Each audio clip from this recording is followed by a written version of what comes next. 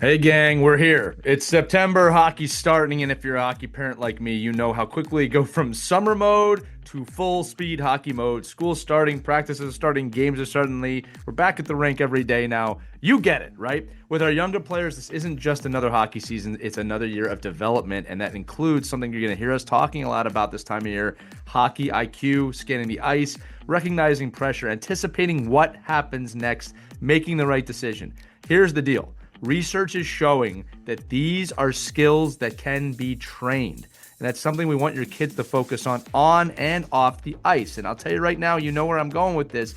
NHL Sense Arena is a great option. It's a tool for working on hockey IQ, for reactions, real stick handling with Dangle Pro. And while goalies can train reads and tracking with game flows, also it is for every single hockey player. It's extremely immersive, and it feels more like playing hockey than sometimes just doing another training session. Again, my kids use it. They're not promoting something here that we don't use ourselves, and you should check it out. So remember, visit hockey.sensearena.com/OKPH. Use the code OKPH. Get yourself another $25 off an annual plan. Now is the time to jump in regardless of position, all right? With that said, let's get into this episode of Our Kids Play Hockey.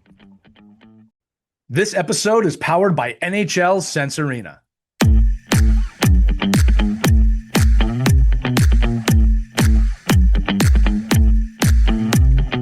Hello, hockey friends and families around the world, and welcome back to another edition of Our Kids Play Hockey. It's Elias with Mike Bonelli today. Christy Casciano Burns is on assignment, but today's show is going to be great nonetheless because every young hockey player dreams of making the NHL. How many times have you heard that? We talk on the show all the time of you should never tell a kid not to dream, but the truth is this: if your kid's playing youth hockey, they're thinking about it. And very few get to see what that journey looks like, but today's guest didn't take the easy path but accomplished that. He wasn't a first-round pick. He wasn't handed opportunities. In fact, he was passed over in the NHL Draft before eventually hearing his name called. And from that moment on, he earned everything that followed. That journey took him to the NHL, where he built a career through grit, resilience, and unwavering commitment to his teammates. Along the way, he became known not only for the way he competed on the ice, but also for the way he cared for people away from it, earning recognition for his leadership and service in the communities where he played. Today, he's become a powerful voice for the hockey community, helping players, parents, and coaches understand that while hockey can shape who you become, it should never define your worth. That is something we wholeheartedly agree with here. Because the greatest lessons in this game teaches aren't always about scoring goals or winning championships or making the next team. They're about resilience, character, perspective, and becoming the kind of teammate and person that others want to follow.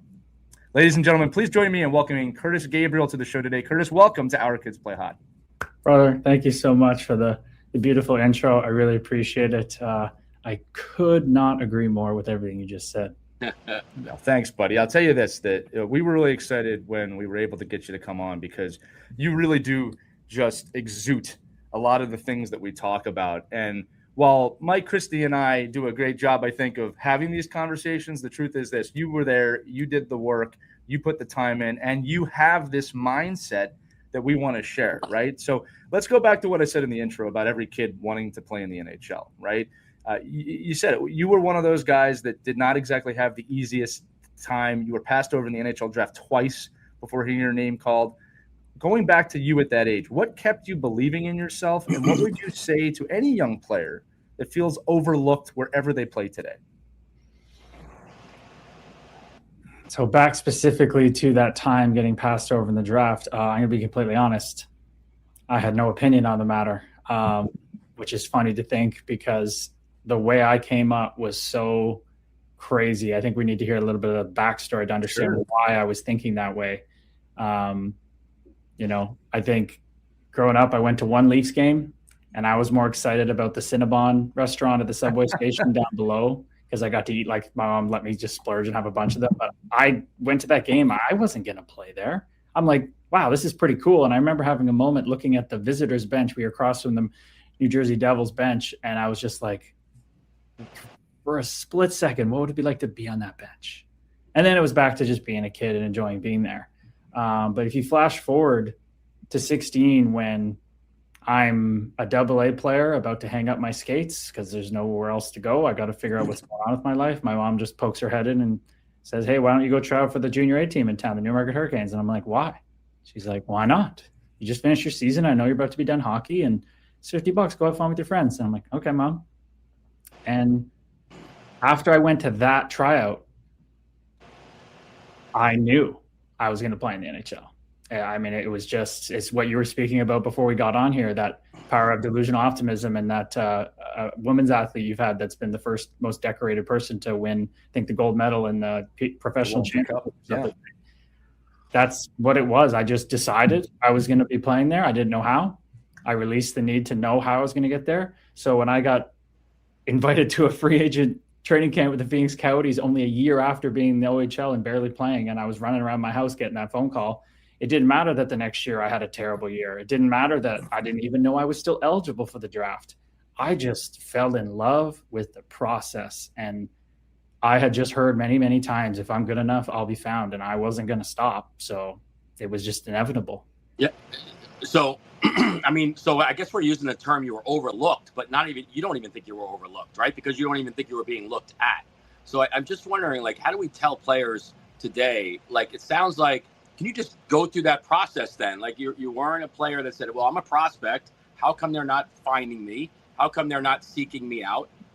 It sounded like to me, you're just playing, and somebody else saw something in you, but there had to be other things, right? It couldn't just be about your inadequate play, right?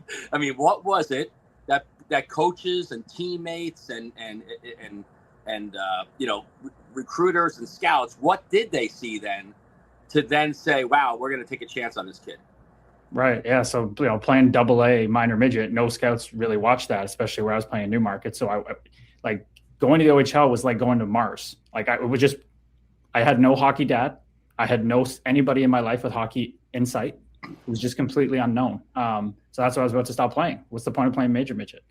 But what changed was when I decided this is what I was going to do, I didn't do anything else with my life. I didn't go to parties. I didn't play video games. I didn't just go take a day off. I just looked up on the internet with my mom. She said, all right, if we're going to do this, we got to make a plan. What do people do? Well, they work out in the gym and lift weights, get bigger, faster, stronger. They get a private skills coach and work on their game and skating, and they eat, sleep, and breathe hockey. And that's what I did. And when I started doing that, I got noticed at those junior A tryouts, and they went, who the hell are you? This AA player. We can't take you from 16 as a AA player onto our junior A team. You have to go play major midget. I did. A coach there looked at me and said, kid, I see how bad you want it, but you're not going to make it scoring goals or skating circles around people. You're going to have to hit people. And I know the way you're going to hit people, you're going to have to fight people. And I said, okay, where do I sign the contract for that? Because I've already decided I'm going to play there. I don't care how I'm going to get there. I've released that. I'm just going for it. And I started to play that way. So when I started showing up the next year to the next junior A camp, when I put in that year of major midget, I was signed right away because I was just out there playing that role, hitting everybody. And then I did not take skates off. I mean, the junior A team who I was now signed with said, hey, kid, we know you like free ice and you just want to work on your game. Go skate at our junior C tryouts, our affiliate team. You're not there to make the team. You're on our team, but just go play at their tryouts and get better. And I'm like, okay. And I didn't go out there and dog it like I was a junior A guy and I'm the cool guy. I went out there and I ran everybody over and I scored 3 goals and I got a fight. And what happens is there's an OHL scout named Brian Denny sitting in the stands, not scouting there, just watching. And he just went, who the hell is that? I stepped off the ice after the fight and he said, hey, do you want to try out for the Owen Sound Attack? And I went, what? I haven't even played junior A yet. Next thing you know, I'm at Owen Sound Attack training camp. So they saw this unwavering belief that I didn't care whose feelings I have to hurt, who I have to step on to get there. And that was the nature of my role. I love where we're going here, Kurtis. And we asked that first question intentionally with the hope that you would answer it exactly how you did, because so many people listening have that line of questioning of, oh, what was his resilience story? What was the thing that he pushed through mentally? And I love that you're talking about how that was not the obstacle. The belief was there from the start. All right. And I think that we've talked about this on the show. One of the clear differentiators of, we'll just say, highly successful people, all right, if we want to define it that way, is belief, not hope, belief. That is something I want to get into today. When I coach players, I actually tell my high-level players, hope is death for athletes. If you're hoping, we're not in a good place. I don't want your hope. I want your belief. because belief is a lot stronger than hope. Hope means that we're not where we want to be. Now, with that line of questioning, I want to talk about identity a little bit, because you talked about how hockey became your life. But I think there's a big difference between identity and intention. And I think that a lot of kids get tripped up with this, that they feel like I am only a hockey player. I have to be a hockey player. That's the way the mindset works. I don't think that's what you were doing.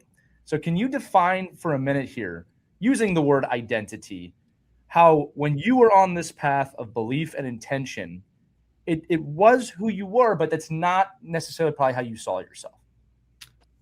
Unfortunately, you're wrong, brother. Okay. I did become completely engulfed by the identity. And that's why I'm writing the book. That's why I'm sitting here retired, 4 years into retirement. I got completely sucked in. And if you would have asked me at 16, 17, 18, 19, 20, 21, 22, all the way up, I would have said, oh, I'm not a hockey. I'm more than a hockey player. I'm smart. I got things to do off the ice. I'm going to figure it out. I could talk all the game I wanted, but inside, I'd already burned the boats. So I'm not recommending this. I'm not. When I said that when I was 16 and I looked up online, how was I going to make the NHL? And they said, lift weights, get bigger, stronger, faster, get a skills coach, and eat, sleep, and breathe hockey. I missed the most important part that I know now that I would tell myself. And had I had someone like myself in my life that had been through what I've been through, I would have told my younger self, kid, just wake up every morning, sit on the edge of your bed and watch your breath and meditate. And my younger self would have been like, why? That seems weird. Why? I'll just say, kid, don't analyze it. Don't worry about it. Just do it. And when you get to the NHL, you'll actually be able to enjoy it and stay there. And your whole identity won't be in it. And I've been like, okay, that sounds smart. And I would have done it verbatim. I would have just I just did things. But I didn't have that insight, and I wasn't supposed to have that insight. So my ego did get wrapped up in being only a hockey player, even though on the outside, I'm this great guy. I'm doing social stuff. I'm helping in the community. I was feeding off that external validation because at 10 years old, I lost my dad, right? And I had made AAA at 10 years old. I had thought that this is what I'm going to do with my life. My dad believed in me to get there. I went from single A to AAA. I made him proud. He's crying. I made it. And 2 weeks later, he's gone. So that external validation was outsourced at an early age, that I got my worth from the game. That's what happened to me. And it shows that you can use that and burn that candle at both ends all the way up, but it runs out. You can't run on pain.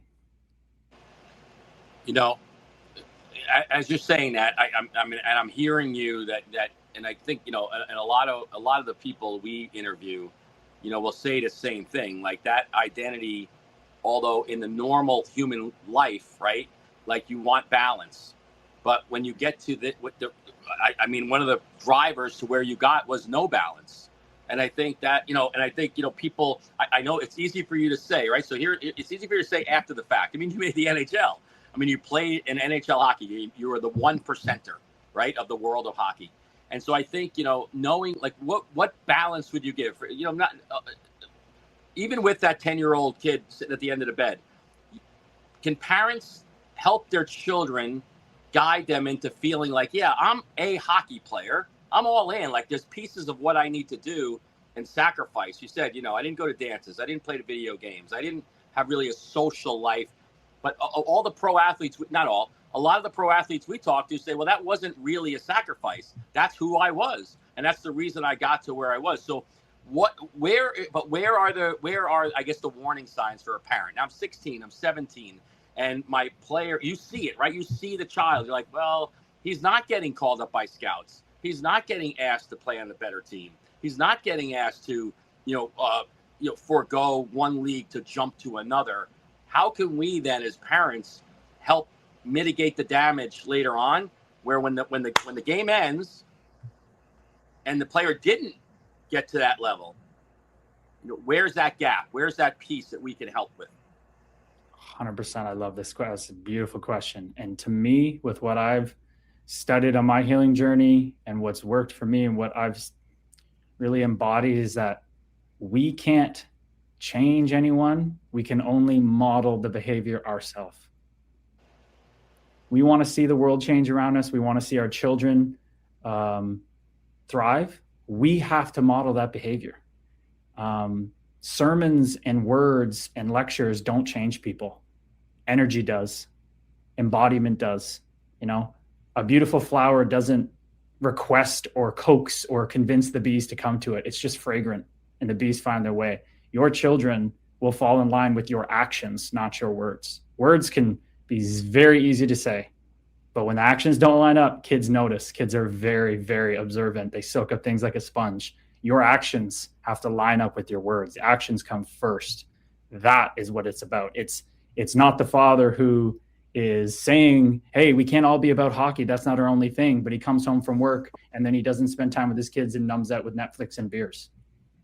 It's the mom saying, hey, we gotta do our part and we gotta make sure we help in the community, but then decides to go get her nails done instead of helping down at the whatever. Like it's embodying selfishness or unselfishness. It's embodying these qualities of, we're more than a hockey player. We're human beings. We have other interests. The mom who's chasing her side passion in her free time. It's embodiment that changes. So I think it starts with us. We can't just tell our kids things and think they're going to do it.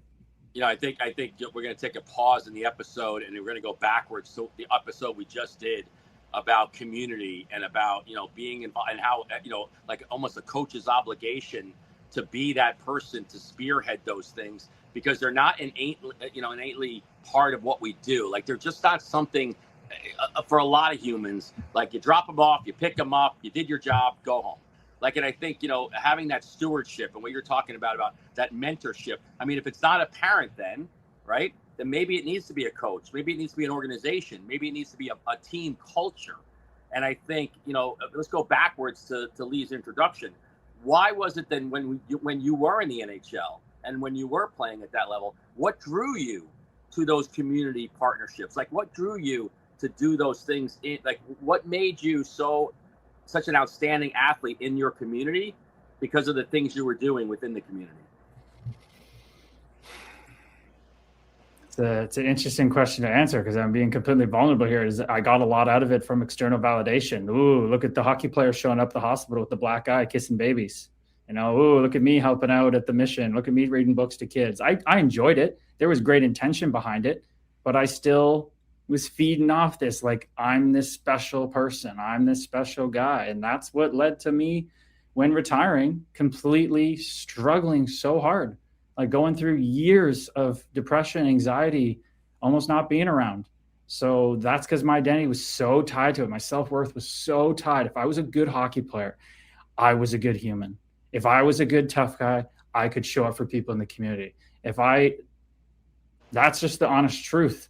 No, I understand that. But I mean, obviously that validation was, built on the fact that these people actually did love you being there and did love you showing up and did love the fact that you gave up your time. So I think we talk about it a lot. Like when I give, like if I give to the Lions Club or I give to the Boy Scouts or I give to my community events, it's a little selfish. Like I'm going to get involved. I'm going to help out, but I like it. Like I enjoy the feeling of being welcomed. Like I enjoy the feeling of somebody saying, thank you. I really appreciate what you did. So yes, you could say yeah, that was part of your identity, and yeah. maybe at the time it was fake, or I don't know the word. I don't want to give the right word, or I don't want to give the wrong word and put words in your mouth. But it was like part of like what you said. Well, this is what I need to do in order to stay relevant as a pro hockey player. But all the people that you affected obviously didn't feel that, or else you would have known that. Everybody around you would have known that. That's the paradox, is that we're not going to sit around and wait till I get my identity set before I go out and help people. It's part of the process, regardless if it was coming from a side of myself that was insecure. When I went around those people, it was like a relief. I wasn't the lowest on the totem pole in the locker room anymore. I wasn't the guy that can't skate where half my teammates look at me like they would straight up tell me, I would never do that job you're doing. They didn't respect it. Other guys did. Other guys cherished it, respected it. Some coaches did, some coaches didn't. When I got around Tucker Harlan, shout out Tucker in Iowa when he was 4 years old. When I was playing, he'd mimic everything I did on the ice in warm-up, and I got to go hang out with him. Oh my gosh, it was like a relief. And what I've now seen in my own healing journey and other people's, everything changes. When we stop thinking about ourselves, we step outside and we give back to someone else. And we do as we would want someone to do to us. Because what's so crazy is a lot of the time we can't say the kind things that we can say to someone else. We always give the best advice to that fan, to that teammate, to that brother, but we can't turn it around on ourselves. Curtis, so I want to pull the thread a little bit on this. I'm going to ask you a series of questions here. So based on what you've just said, do you feel that when you were younger, we'll say kind of teens and even in the NHL, that there was a part of you that was present during those hospital visits, during the training, and during the game? Yeah. Right. So this is where I'm going to slightly disagree with you a little bit, in the sense of, I understand what you're saying about the external validation, and that was part of who you were. But in my opinion, and this is why I asked that question about identity, the present version of you was in there, whether they were growing or trying to be drawn out. And I think that the decisions you made, and they're good decisions, a lot of them, to help kids, right? Whether there was external validation in that or not, or to train hard, all of that was part of the journey to bring you to where you are now. Now, for the audience listening, right? When your brain connects to what the present moment is, I always equate that to like the beginning of the universe. It's like a big bang goes off in your head, and you cannot see the world the same after you realize present moment thinking. It's not possible, right? And audience, if you have any questions about that, or you want to dive deeper into that, feel free to email us, or we love sharing that, right?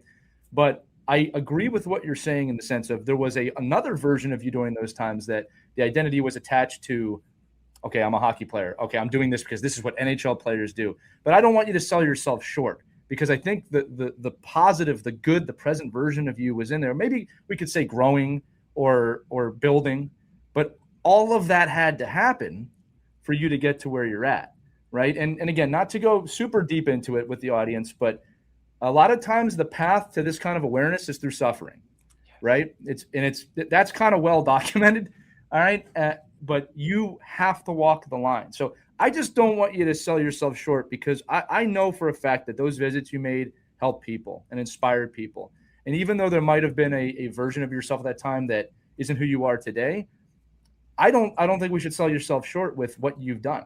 And again, just going back to the question I asked before, just to kind of make the connection point, I think there's a lot of kids out there who think, if I'm not a hockey player, I'm nothing. And they're missing the present piece. And I do think that was inside you at a young age, right? And again, you can feel free to disagree with that too. I just feel like it's all part of the journey to getting you where you're at today. I couldn't agree more.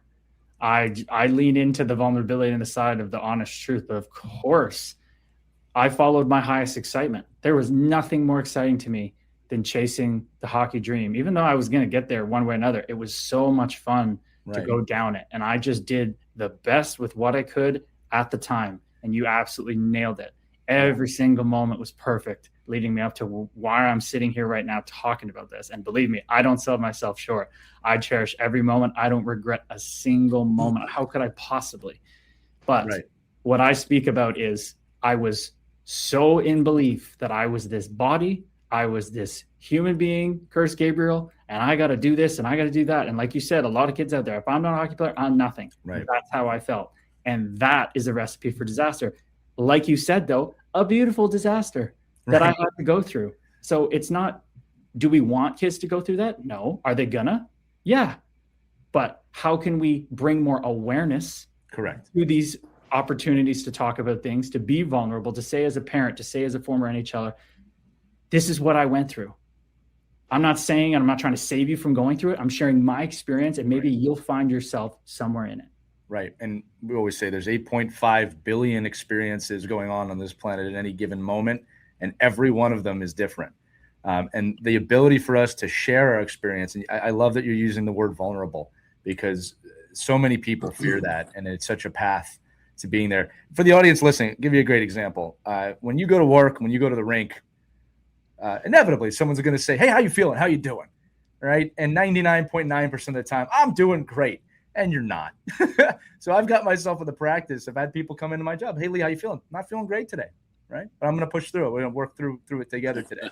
Right? And I'm just being vulnerable and being honest. And you know what? Typically when I say that, Kurtis, things do start going in the right direction, because I put it out there. We talked about energies before.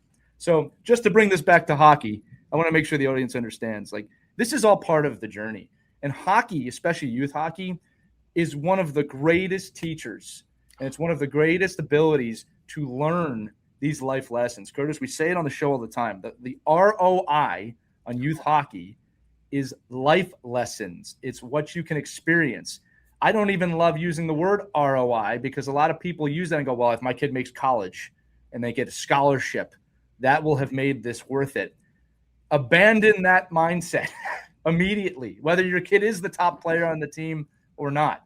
If your kid leaves this game having learned something about themselves and the world and how to interact and how to be part of a team, and there's so much more beyond that, you've won. And again, if you want to look at it like that at all, right? So when we're talking about parents, Kurtis, like I said, we try and put that out. We know this audience obviously agrees with that, or they wouldn't keep listening every week. But we say it. You can cultivate the love. You can cultivate the life lessons. You can't create it.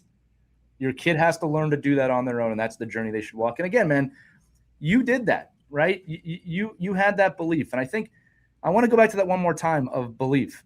I think it's an underestimated, misunderstood aspect of success, or the path, if you want to say that, of I love your belief in yourself. And I wish more kids had an uncommon belief in themselves. I totally agree, man. And it's actually what's funny is that you talk about hope, get rid of that. Yeah. Belief, I think it even goes deeper because the root word of belief is wish. And I think it became a knowing. Like when I walked in that training camp at 16, I just knew, like, this is what I'm doing. I don't care how I get there, how long it takes. That's what I told Craig Channel, the Minnesota Wild scout, at a Tim Hortons 2.5 hours in a conversation right next to my house. He's like, what do I take back to Chuck Fletcher, my gym? I said, I will not stop until I make it. It's just it. And he's like, right. That's all I need to hear. So it was a knowing. And it's funny because it's so paradoxical.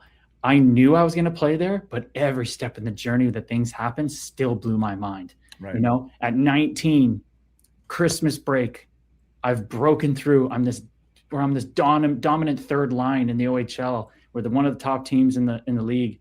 And me and my mom are having an apple juice before we head home for Christmas. And my GM, Dale DeGray, just sneakily comes up with me with a smirk on his face. And he goes, your son's going to get drafted to the NHL. And me and my mom almost spit out our apple. Excuse me? I was like, I'm not eligible. He's like, yeah, you are. Third year eligible. You're going between the third and fifth round. Have a good night. And he walked away. How do you think that drive home was for Christmas? How do you think the presents were that year? So I knew, but it still didn't mean that there were not debilitatingly hard times through injury, through told I wasn't going to make the team the year before, to crazy things. But man, I knew it, and I just watched it unfold because I just turned my whole intention and my whole life towards it. Well, I'm going to say this for the audience. Let's dive into this, man, because I'm all about this stuff. Here's something I know, right? I've been writing out since a young kid what I know I'm going to do. And like every few years, I'll kind of reset the list a little bit. I'm going to tell the audience this. Everything I've ever put on that list, I've accomplished. And I put some lofty stuff on that list. Okay? Now, this is where I'm going to go with the audience, because I think sometimes people hear that and be like, oh, okay, yeah, no, maybe. I've never met a person, and if you guys have, let me know. I've never met a person that has done this practice, truly believed what they wrote, and not succeeded. All right? Now, I want to say this again. I have not yet met someone who's come up to me and say, yeah, Lee, I did that. I wrote every day my goals and dreams, but none of them panned out. I have not had that happen. I have had people say, well, I wanted this. You know, I wanted this dream, but it didn't pan out. And that's going to bring me to the crux of what I'm trying to say here. This practice is, I was going to say, it's extremely hard. It's also extremely easy. It's paradoxical, as Kurtis said, okay? To truly say something, I am going to play in the NHL. I am an NHL. I said that wrong. I am an NHL player. The belief of that statement, whether you're 16 years old or not, to truly believe that is very hard to do at the start. And I'm going to challenge our audience. I'm going to share with you a question that changed my life. If you could wave a magic wand and believe something, what would it be? And you got to take away all your preconceived notions about what would stop you from doing that. You can't say, well, I want this thing, but it's not going to happen. That's not what I'm saying. I want you to really think about this, audience. If you could wave a magic wand and have something, what would it be? Because that's your starting point. And I challenge you to write down every day, I am the thing that you want to be. I am a New York Times bestselling author, whatever it is. And do that every day. And here's the thing. At first, your brain's going to be like, okay, all right, maybe. Watch what happens when you do that every day and believe it when you write it. It'll change your life. Power of manifestation. I'm going to say it to you guys again. I have not met the person yet that said, I did that for 5 years and nothing happened. All right? Talked about energies. You talk about putting things out there. Parents, this is something not only should you do, you should inspire your kids to do it too. Because I think the younger you do it, the more benefit. There was no question in that. Just putting that out there. But Kurtis, I'll throw it back to you. It's scientific. It's not woo-woo anymore. It's not, oh, that's too good to be true. It's literally all been studied at the top universities in the world. It's called delusional optimism. There's a reticulating activation system in your brain. We've all had the experience.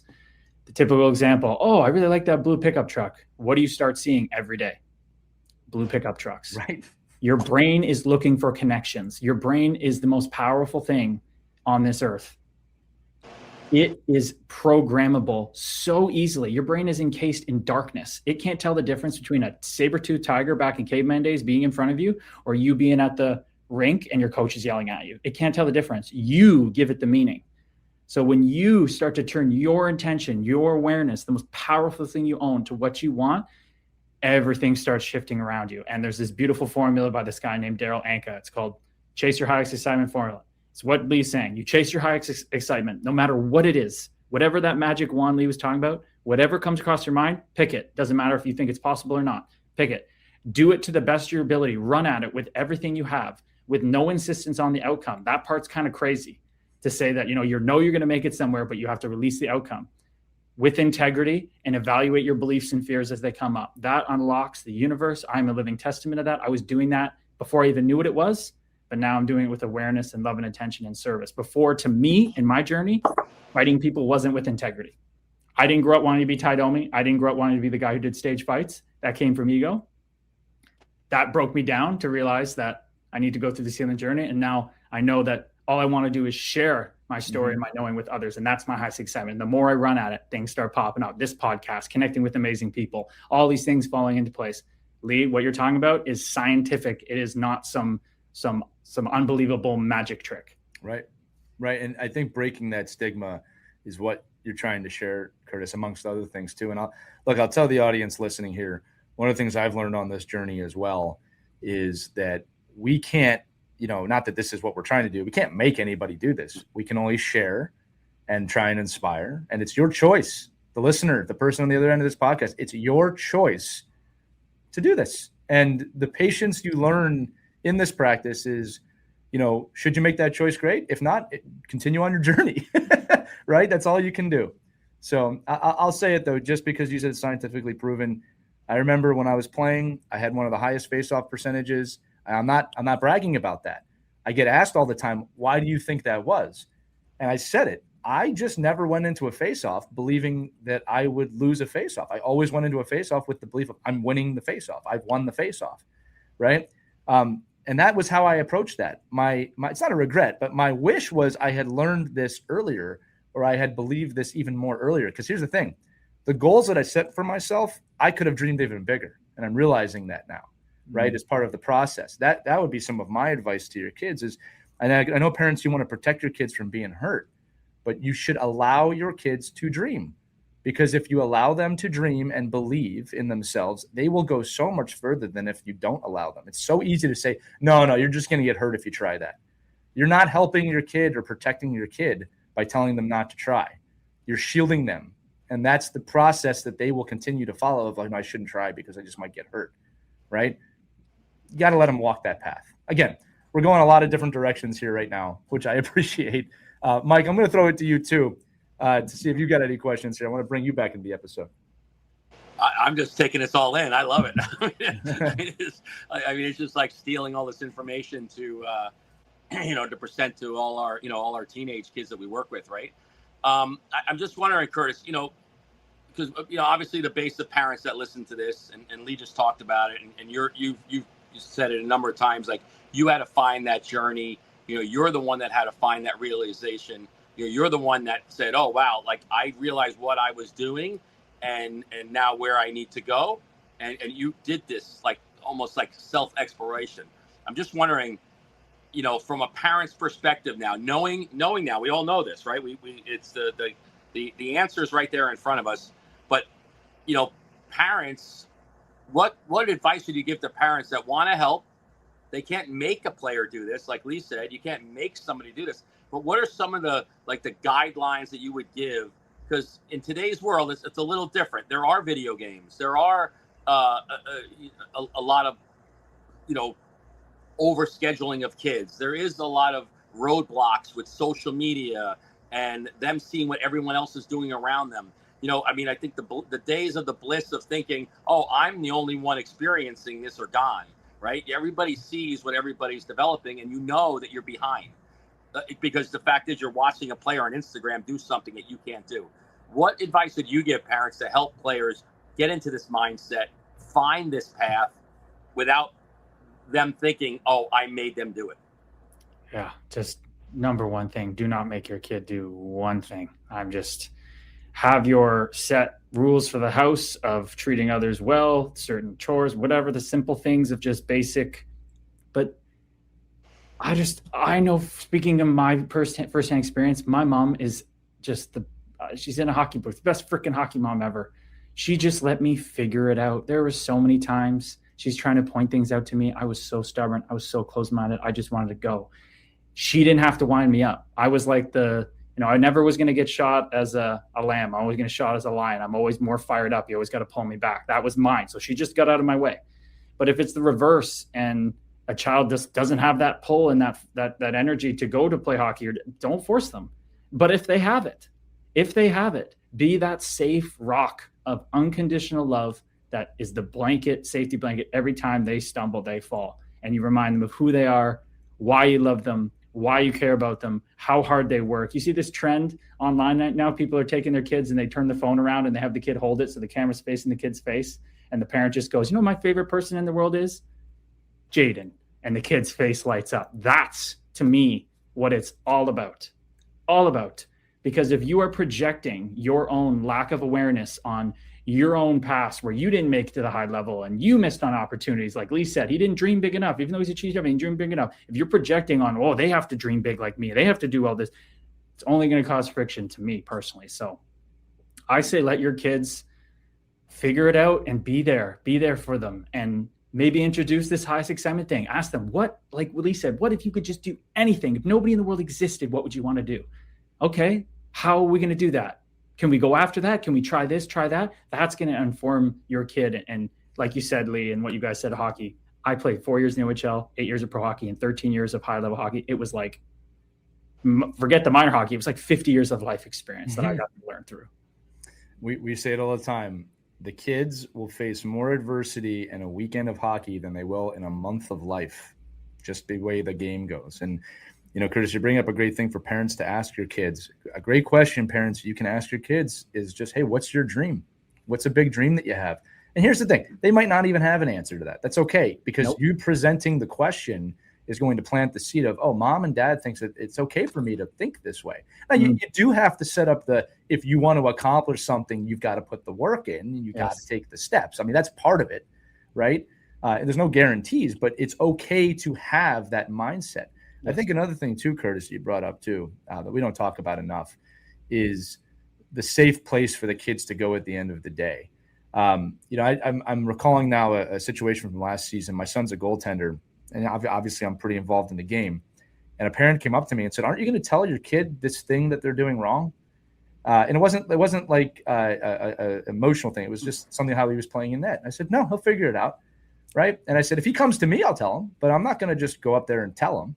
Right. And they were like, well, but this stuff. I'm like, just because I know it doesn't mean that I have to go tell him. And I said, I don't want him leaving this ice or the rink thinking that that's what my value is on him. I want him to understand, and my daughter too, that you are safe at home. You are safe with me in the car. And at the end of the day, that's where you're going to go. Because here's the truth, parents. and it's such a paradox too. Your kids are feeling so much pressure without you during the day. I just don't think they need more from you. All right. Now, I'm not talking about parenting in the sense of you've got to raise your kids. You got to treat them how to be adults. Like, you have to do that job. We shouldn't really call it a job, but you know what I'm saying. I'm saying is, I don't know if I need to add more pressure on my son, who's a goaltender, who's feeling it anyway in the net, that he has got to get that from me too. I will reiterate, if he asks, which he does all the time, hey, Dad, did you see anything I can do better? To me, that is the greatest honor, that he's asking me my opinion. Now, parents, I want you to think about how many times you talk to your kids and they roll their eyes and go, I don't want to talk with you about this. All right. That's just not the place I want to be in with my kids. All right. So anyway, that's just my own personal experience. But I think at the end of the day, folks, your kids want to have a safe landing place at home. There are so many kids that do not have that. All right. So many kids. All right. And I think that that's not just important for their, growth and their sanity. I think it's important because now you're teaching them how to be a parent when they get older too. It's all part of that process. So anyway, again, we're having a lot of conversations here without questions coming out of them. This is what it's all about. This is the juice. This is the good stuff, man. Right. Yeah, no, I agree with you on that, brother. No, what you said about your son there is so beautiful, man. If he asks, okay, I've done 19 episodes of my Fight Plan podcast. I think 12 are out. 15 are out. Almost every guy has been a guy I either fought at the NHL or pro level or played against. There has not been one guy who had to be told to be on the ice first. Right. There wasn't one guy who wasn't begging his parents to play more hockey. Right. Okay? I remember Sam Moran in particular. His family was starting a catering business. They're really busy. He saw his parents put work into something. He said, at 5 years old, he said, I'm playing the NHL. And he said from that day, his dad was like, geez, like, you really want to play in there? Like, he was dragging his bag to the rink to play. Okay. If you don't feel that way about hockey, that's okay. 100%. Just because your teammates feel that way, your buddies, your friends at school, that's okay that you don't feel that way. And that's okay that if you wave that magic wand and don't know what you want to do, that's okay too. How exciting. How exciting. Right. Write down a list. Sit down with your parents and go, what do I like? Right. If it's right now, this video game, and that's your highest excitement, okay, let's do that. But let's also get some exercise. Let's be holistic about it. I like playing the flute. Run at it.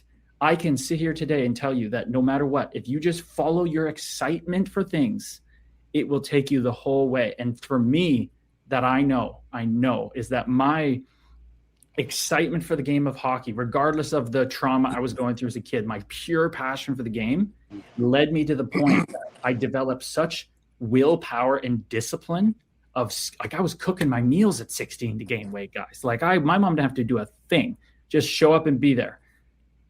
But that prepared me for when my ego did get so sucked into being just a hockey player and it all collapsed in on me in retirement. I thought I was going to play till 40, not 29. That discipline and willpower was what prepared me to do the work to go inward on myself, which is what I talk about with meditation. And just let's bring that down to kids' terms and parents' terms. Could you imagine, kid out there or parent out there, you make a terrible turnover at the blue line.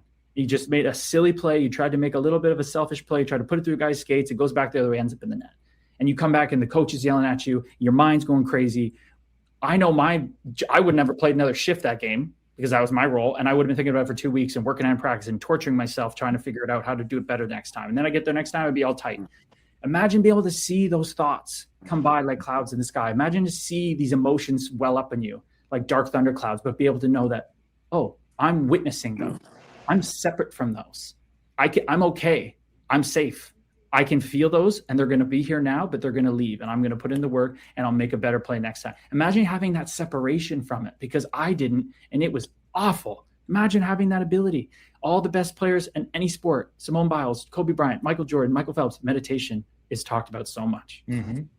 Right. And go ahead, Mike, my bad. I'm just saying we're on the subject of coaches, right? And that's really the most, in our sport, in any sport, right? That person could really be the most influential person, positive and negative, in a player's life, right? I mean, I think just to your point, you could have a coach that you make a mistake and you'll never see the ice again. You have another coach that might say, Okay, make 1,000 mistakes, and I hope you do more and more because I think you're learning. But within both of those sides, whatever coach you are, there has to be consistency in the messaging, and I think there has to be, whether you're going to drive that person or not, in the direction. What can coaches say? What would you do, based off of the people you had as coaches and mentors in the game of hockey, that you would say helped you kind of it's not even grounded. Find your way to be who the player you were going to be, and allowed you to say, well, I could make this mistake, or I can follow this side of the game that I need to follow because a coach is telling me, okay, Kurtis, like, this is your role. This is what you're supposed to be doing. You're not going to get punished for going outside of this. That's interesting. At a young age, because I didn't play at like a high level, single A and double A, it was just having fun. So I didn't have many experiences with that there. It was just go rip it. I think I had great coaches from that. I didn't feel ever like I was going to be punished for just trying to play hockey for fun and make a play. It's a whole different which we're hoping a lot of our young coaches feel like that ultimately, like, nobody's getting fired. Well, hopefully nobody's getting fired over a 12U hockey game.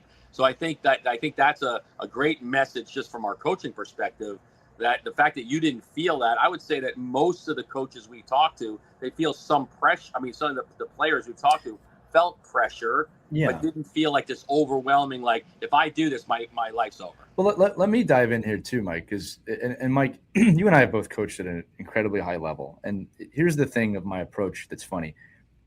And Kurtis, just for your understanding, I coach a women's national team right now and a 10U girls team right now.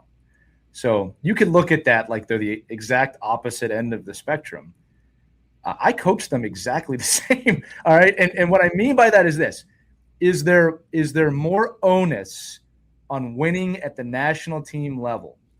Okay. Now, yes and no. Okay. In the sense of, yes, if that team does not succeed, I will probably be out of that job at some point. Okay. Like, that's something that is true. But that does not dictate how I approach coaching that team, because my mindset for coaching that team is just like the kids. Like, parents, listen, am I helping these players become the best versions of themselves? Are we focused on being a team first and taking care of each other? My belief is that there's a tactical side to it too, don't get me wrong. But my belief is if we take care of the people will take care of the team. And we will have the eventuality we're going to have. If I was going to coach if I don't win this game, my job is gone, I'm not going to coach well. I'm going to coach horrible in that environment. I can't do it. Right? I know the stakes. I know the situation. But here's this cool statement, right? I'm not coaching to get fired. All right? And I'm not coaching to keep my job.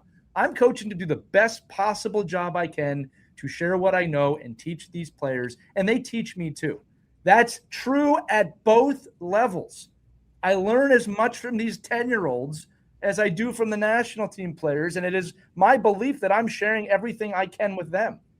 But the only difference in approach, honestly, I'm really thinking about this, is the national team players have a deeper understanding of skill and tactics than the 10-year-olds do, but it doesn't change how I approach the team, right? And again, I still have a job, so I'm clearly doing something right.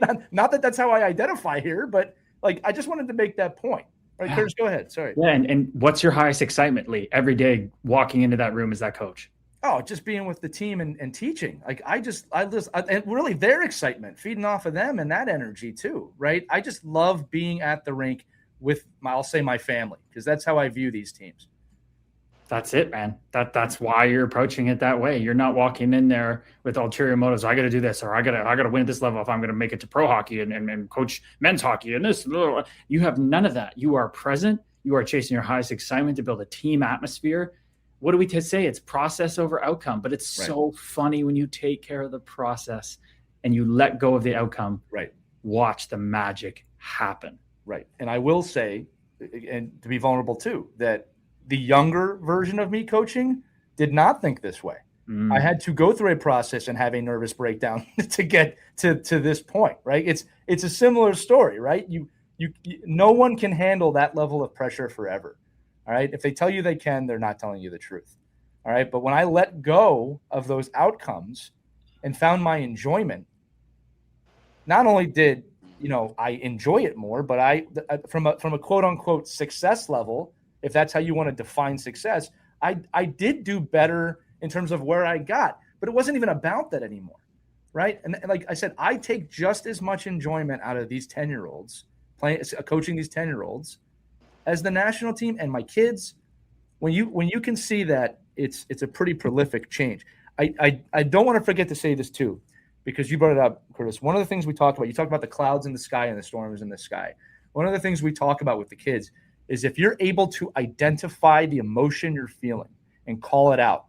I'm angry. I'm excited. It doesn't always have to be negative emotion, right? Because positive emotions can actually affect you too if you're not careful. Being able to kind of, separate your conscious from your body is basically what we're talking about for those of you who want to do more research into this. But call out what you're feeling. As soon as you call it out and you have awareness of it, you can start to control it or work through it or whatever word you want to use there. But kids, parents, adults listening, this is for you too. You don't have to live in that emotion and suffer in that emotion. All right. Your ability to call it out is a power. It is a force. And as Kurtis said, we are learning about this as a society and as a species right now more than ever before. I'll say it again. I have yet to meet the person that's discovered this was like, it didn't work. It didn't work. You have to have some patience with it. It's not perfect, not a perfect process. All right. But you learn that patience of, I'm really angry right now. Right. And I'm feeling that, and that's okay. Right. You move through it. Okay. Again, no question there. I just love that you brought up, again, the excitement, Kurtis, because I'll tell you what, whenever I am near a rink right now or get on the ice or get off the ice, every time now I have a gratitude statement that I say in my head that it's just so beautiful I get to be on the ice today, right? No matter what's going on, winning streak, losing streak, it doesn't matter to me, right? So find that group, find that parents, when you're in that rink, even if you're just a parent who's watching their kids, man, how wonderful is it to get to watch your kids on that ice having fun, right? And they are having fun, hopefully. All right, Mike, where do we want to go from here? I'm all over the place today. No, that's okay. I mean, I'm just wondering, because we're coming, like, again, we could probably talk about a million different subjects, but we are limited in time. And I'm just from my perspective, you're like the legacy that you're leaving, as a player, you everybody has to retire. Everybody has to get out of the game. You just said you probably got out earlier than you ever thought you would. But now you're taking that and in a lot of ways, now giving us all the tools to try to get other people there, right? And then how to deal with it when you get there, or how to understand the trials and tribulations of, when you are finished with the game. Can you just talk a little bit about, as you're going through this process right now and going through this kind of reinvention of yourself from a player and a tough guy, right, to now a speaker and a commentator and somebody that's writing and helping others, what are certain things that you'd love people to remember in this time right now that you're changing about yourself, that we could kind of reflect on a little bit? I just think the main thing is that,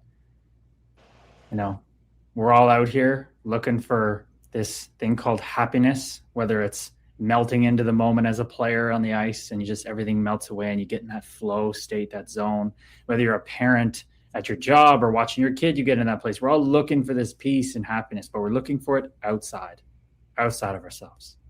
And it will never be found outside yourself. Everything outside yourself comes and goes and changes. The only constant is you, this awareness, this feeling that you exist right here, right now, in this present moment is the only thing that will not change. And that's the work. That's the work, is to start looking inward for these feelings of gratitude, fulfillment, peace, happiness, because that's the only place they are. When we get something on the outside, like we melt into that moment in hockey like I did, especially scoring that second NHL goal with Jersey where I got to celebrate, and I just evaporated. I wasn't there. And then boom, I was back. And I chased that feeling. Well, that feeling wasn't outside myself. It wasn't the conditions of hockey that just revealed it to me or that gave it to me. It revealed it to me. Like it was already inside me, and that feeling got to be exposed because I was just letting go and just being present. We can all cultivate that, not playing in the NHL. And that's what I do now. I am more fulfilled and purposeful and happy than I ever was playing in the NHL, sitting in office talking about these things. And we all can find that excitement our own way, follow that, and slowly turn inward. And the meditation, I mean, it's just everything to me. I'm every piece of advice, anybody, they're going to say, how did my daughter make the PWHL? How does my kid get to college? How do I do this? How do that? The answer is always the same thing, is realizing that you are not these thoughts. You are not these emotions that hijack you, that get you off base, that make you go numb with things that you shouldn't be doing. It keeps you present. So for me, that's where it's always going to come back to, is discovering what's in here, what you really are, what we all really are. Because to me, that is the purpose of life. You mentioned earlier that you're doing a show and you're doing these series, right, of talking to a lot of the guys that you fought. How do they feel about that? Are they like, where the hell was that guy when he was pounding the crap out of me? Where was the reflection? Where was the introspection? I think I'm just, it's so funny to hear, because I think that's where like a lot of us like have to understand too, like your identity. And again, maybe I'm wrong, right? But your identity of what you were on the ice isn't the same as when you're at the dinner, right? So I think the ability for athletes, we've talked about this with a number of different players that have played different roles in the NHL, that, don't, like, when you see me at the restaurant, that's not me. Like, that's not who I am. I'm not that guy. Like, I mean, you're seeing me against, playing the Maple Leafs and I'm brawling, but that's not me when I'm at the restaurant. I was a teacher's son. Mine was a grade 7-8 teacher. I had perfect behavior in my report cards. I've never been in a fight off the ice, but I've been in 137 bare knuckle fights because I was doing it out of pain. Okay, I grew up watching Rob Brindamore block shots and play hard, and then getting in a random scrum with somebody and falling on the ground in a tussle, not actually scoring up at center ice. I didn't grow up wanting to do that. I was forced by my own conditioning and what I thought would make me happy to do that. I am never been that guy. And it's funny, Chris Thorburn, the guy who fought my first NHL game, I had him for my first episode of my podcast. And he, by the end, was like, Gabe's like, what the hell, man? I've never talked to you. All I remembered about you was before that game, Blake Wheeler and Scheifele and all these guys are like, hey, Thorb's like, this Gabriel guy's drooling for it. Like, he's coming after you tonight. And he's like, oh, he's like, crap. But he's like, you come on here, and you're like, I just met you now, and this, like, who are you? Like, this is amazing. I'm like, yeah, that's who I've always been, man. It was just buried behind all that stuff, and it's funny enough. I just had Brian McGrattan on. People don't know Brian McGrattan, one of the toughest players to ever play, one of the best fighters to ever play, one of those feared guys.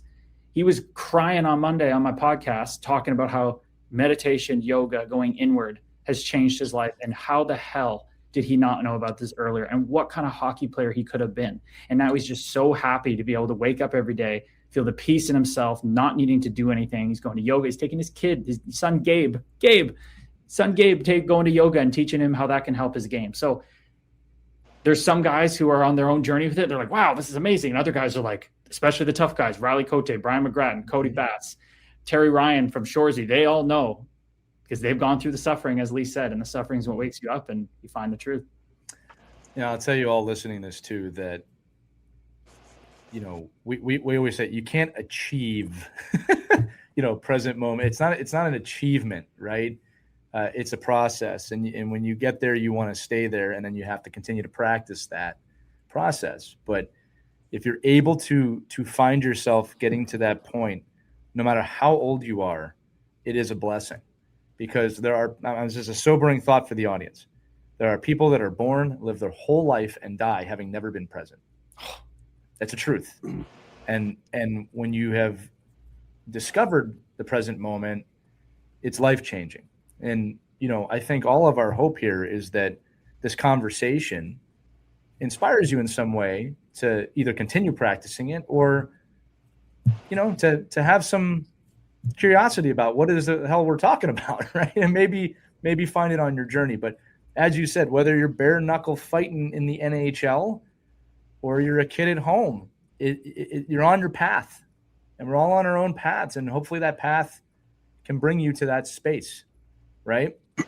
And again, I think that's we talked about the word wish before. That's our wish, is that you can find that. And the last thing I'll say before we close this out is that if you're going to mind your emotions, I'm sure there's some of you out there right now, and this is how I like to help people. You might have a judgment voice in your mind right now. It's going, yeah, well, if I played in the NHL and I had that money, I could do this too. Or, yeah, if I was doing what Lee and Mike are doing, I could do that too.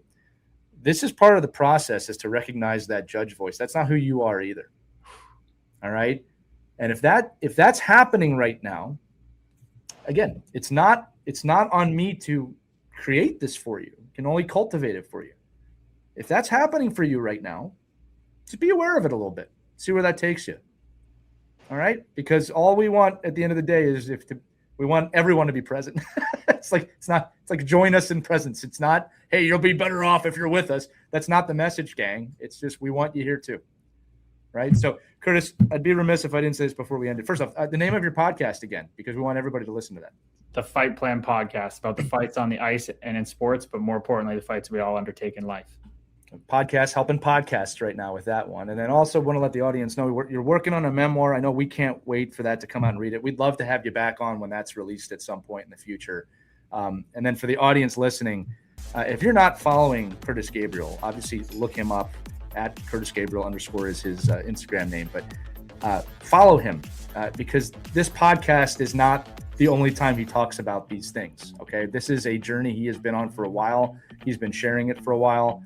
Kurtis, I enjoy the stuff that you put out, and I think you all will too. So if this podcast inspired you or piqued your curiosity, that's another great place to go, right? So, and for the audience listening, we are going to have Kurtis on the ride to the rink. So if you're going, man, this is great, I want my kid to listen to this, but we don't have an hour to do that, come on over to the ride to the rink when that's released with Kurtis on the next episode. But Kurtis, thanks so much for joining us on the main episode of Our Kids Play Hockey today. Thank you so much for having me, guys. My pleasure. All right, gang. Remember, if you have any thoughts, questions, email us, team@ourkidsplayhockey.com, or use the link accompanying this episode in the description. Let us know what you think. It's a conversation. But with that said, for Mike Bonelli, for Kurtis Gabriel, I'm Lee Elias. We will see you on the next edition of Our Kids Play Hockey. Take care, everybody. See you soon. We hope you enjoyed this edition of Our Kids Play Hockey. Make sure to like and subscribe right now if you found value wherever you're listening, whether it's a podcast network, a social media network, or our website, ourkidsplayhockey.com. Also, make sure to check out our children's book, When Hockey Stops, at whenhockeystops.com. It's a book that helps children deal with adversity in the game and in life. We're very proud of it. But thanks so much for listening to this edition of Our Kids Play Hockey, and we'll see you on the next episode.